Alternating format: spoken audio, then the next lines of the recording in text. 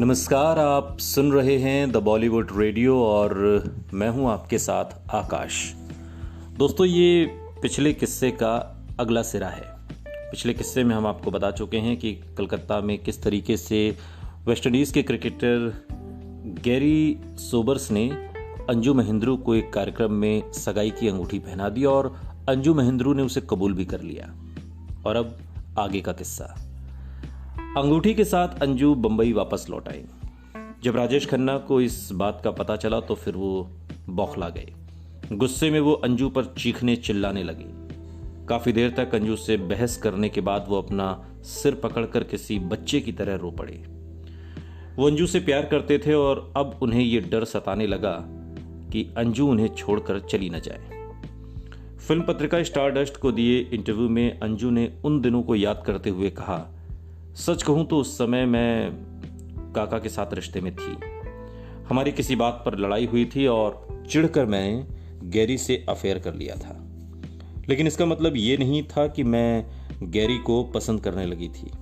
मुझे नहीं पता कि अगर काका मेरी जिंदगी में वापस नहीं आए होते तो क्या होता।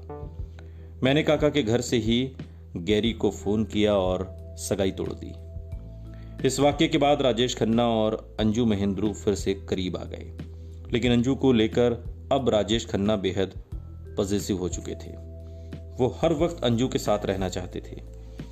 जिस वक्त वो शूटिंग में व्यस्त होते थे या अंजू उनके साथ नहीं होती थी, वो ये जानना चाहते थे कि अंजू कहाँ हैं, किसके साथ हैं और क्या कर रही हैं। राजेश खन्ना पहले से ही तनाव में थे। फिर उनके ऐसे बर्ताव से उनके और अंजू के रिश्ते पर दबाव कम होने की बजाय बढ़ता चला जा रहा था। गैरी सोबर्स वाली इस घटना के बाद से राजेश खन्ना अब अंजू के आने जाने पर रोक लगाने लगे थे। अगर अंजू अपने दोस्तों के साथ एक शाम बिताना चाहती तो राजेश खन्ना को ये अच्छा नहीं लगता था। इन दिनों को याद करते हुए बाद में अंजू ने अपने एक इंटरव्यू में बताया, वो इतना ज़्यादा शक करने लगा था कि मेरे घर पर फ़ोन करके ये पूछता रहता था कि मैं कहाँ पर हूँ, क्या कर रही हूँ, किसके साथ हूँ।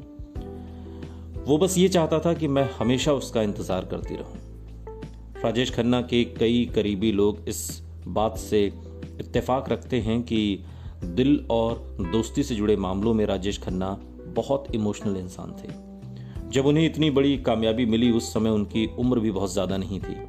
उनके अंदर असुरक्षा की भावना थी और भावनात्मक रूप से वो परिपक्व नहीं हो पाए थे। वो ये बात समझ ही नहीं पा रहे थे कि करियर को अपने निजी रिश्तों से कैसे अलग रखा जाए।